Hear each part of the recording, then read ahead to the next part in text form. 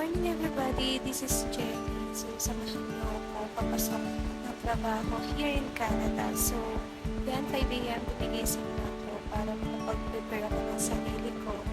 Yan, kapag hila ako sa mga pagtitwash. Usually pag ganun yung pasok ko, pag sobrang araw, ganun pa lang is naliligo na ako kasi sobrang hirap magpatayo ng buka kahit nagulong ka.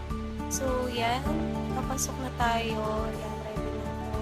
Then pababa na ako ng bahay ko. So, yan. Maglalakad tayo 5 minutes away from bus stop. So, yan. Kailangan natin maglakad. So, ito naman yung nakikita ko pagkababa ko ng bahay. Ito, walang masyadong tao. Wala naman talaga masyadong tao dito sa akin.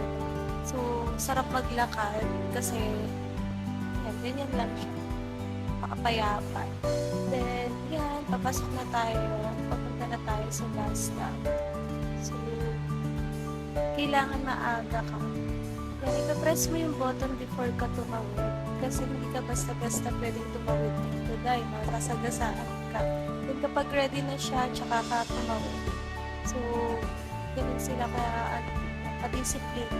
Okay. So, ayun yung bus stop ko. So, usually, may allowable ako 5 minutes nasa bus stop na ako kasi mahirap maiwan ng bus dahil hindi ka nila aantayin.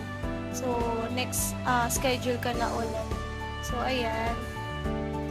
Nasa loob na ako ng bus. Napakabilis ng transitions going to work. So, 5 minutes lang din pa punta ng work. Yan, naglalakad na ako.